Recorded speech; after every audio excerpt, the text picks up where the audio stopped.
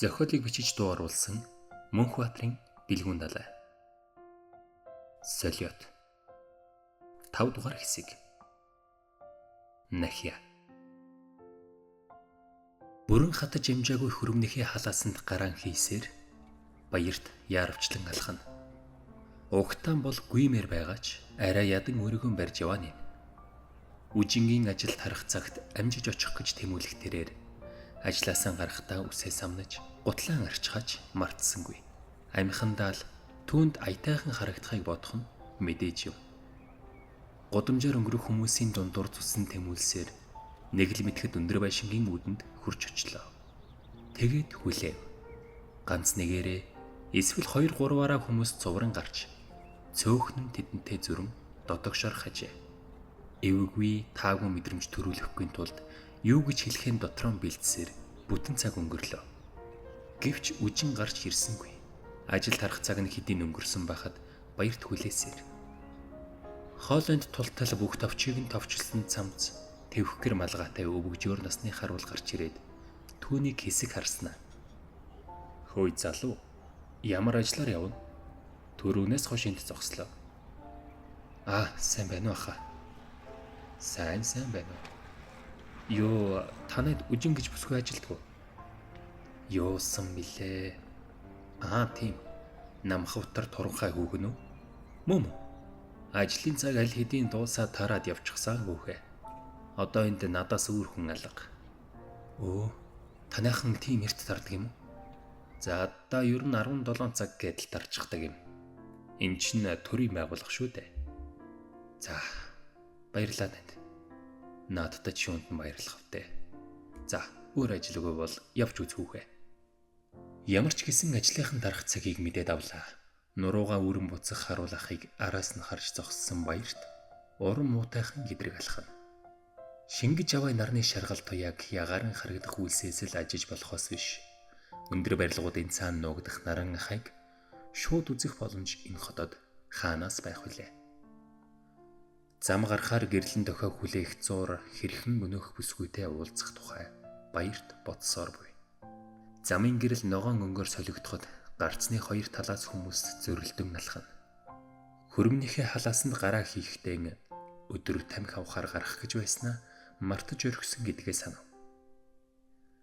Эхний таарсан мухлагийн хаалгыг түлхэн орвол өнөө өглөө дэрэгдэн ирж зогссон цайвар шаргал зувтай бүсгүй цааш харан худалдагчдаа юу ч юм ярин зогсохтой таарлаа.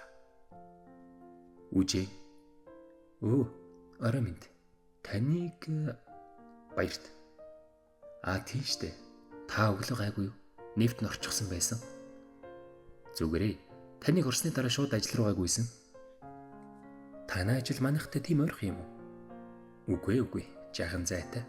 Яасан? Зүгээр л тантай энд таарна гэж бодсонгүй. Би таныг дөхүүлж өгөх үү? Хөөх, шулуухан залуу юм биз дээ. Би таныг мэдэхгүй штэ. Яах вэ? Би биенээ жаахан мэдлцэж яваад болохгүй гэж. Хэрвээ та татгалзахгүй бол надтай хамт жаахан алхахгүй юу гэж таныг урьж байна. Урьж байна. Санал болгож байна. За яах вэ? Саналыг хүлээж авлаа. Танихгүй эрэгтэй хүнтэй хамт алхах жаахан эвгүй боловч шулуухан заримх занд нь үжин татагджээ. Хөрдөмнөн зөндөөл харчууд дэлдэж сүлдэж гүйдэг байсан ч тэр болгонд нүүр өгдөггүй эм бүсгүй. Яагаад ч юм баяртыг хамт алхахыг ихэд нь зөвшөөрч орхилоо. Үнэндээ дотор жиндүүлэм тэрх үйдэн бороонд хамгийн дулаан мэдрэмжийг богинохон хугацаанд боловч энэ залуугаас мэдэрсэн. Тэгэд өдөржингөө мөнөх дулаан мэдрэмжээ сэтгэлдээ нууцхан хийсэн. Үргэлжил элдвийг хов болгон ярьж байдаг зэрэгэлдээ ширээний бүсгүйчүүдтэй хэлээгүй. Мань баярт шиг өдөржин ажлаа умартан бодол болоогүй. Зүгээр л сэтгэлийнхээ нууцхан мухарт хийгээд орхичихсон. Харин тэгтэл энэ залуу өөрөө үжинг хайж ирээд одоо зэрэгцээд алхаж байх юм. Хэдий хүйтэн боловч өглөө орсон борооноос үлдсэн сэтгэл татам үнэр одоо болтол ангилна. Яагаад гэдгийг мэдэхгүй ч борооны дараах чигний үнэр хизээд тансгал байдаг. Энэ орой сэрүүхэн хэрнээ салхи тогтун цаанаал нэг намуухан байх.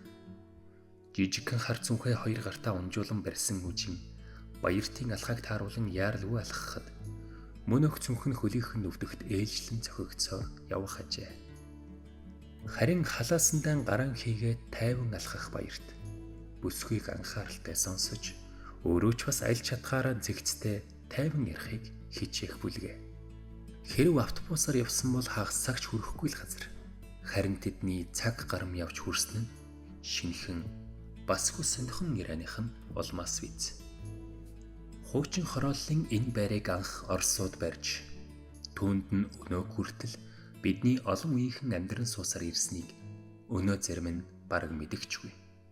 Зарим орц хонгил хуучин цонхнууд цагийн эрхэнд дэлгдэж засвар шинжилэлт хийсээр бас жижиг сажиг олон зүйл анх байснаасаа өөрчлөгдөн солигдсон байх юм.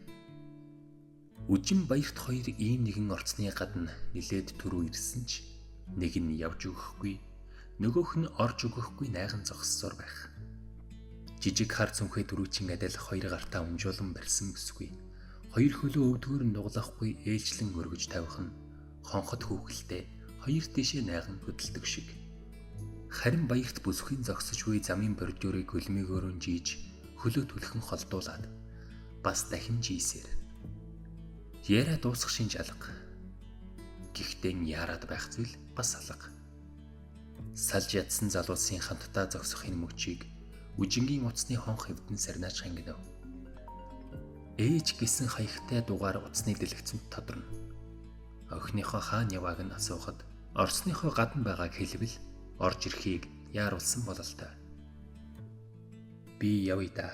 Чи ингээд орохгүй бол цаг орой болчихлоо. Та яаж харих юм? Зүгээрээ. Эр хүн арга олно гэж үү? Баярт өөрийн ирэхгүй нэ талдаж. Тийм ээ. Арга олно. Аргатай залуу байх нь. За, би орлоо. Болгоомжтой араарай. За, сайхан амраарай. Үжин орц руугаа орохоор шатаар өксөж 2-3 алхаад гинэт зогсож эргэн баярт дээр ирлээ. Утсаа төрөгч байхгүй юу? За маа энэ бүсгүй баяртын утсанд ямар нэг зүйл бичих аж. Та юу хийж байгаа юм? Түр хүлээж байгаарай. Ингэхэд түрүү хоёулаа нэгнийгээ та гихгүй гэж тохироогүй лүү? Нэрээ тийм л дээ. Уучлаарай. Үжин инээмсэглсээр баяртын утсыг буцааж өглөө. Дэлгэцийг нь харавал бүсгүй өөрийн цахим хаягийг түүний утсанд бүртгэсэн байх юм. Залуу юу ч хэлэлгүй үжин мод харахад тэр ч бас юу ч хэлэлгүй инээмсэглсээр яваад орчихов. Навч хундаж, цэцэг сагдарч, өвс шарлах намар цаг. Шувууд тэнгэр имжин явж удах нь эргээд баяртай уулзъя гэсэн шиг цаанаа л санаа алтмаар. Хорвоо ертөнц нойромглон дүнхийх энэ улиралд харин ийм нэгэн дахиа зөөлөн хөрсөө хаг яран өндийхэж.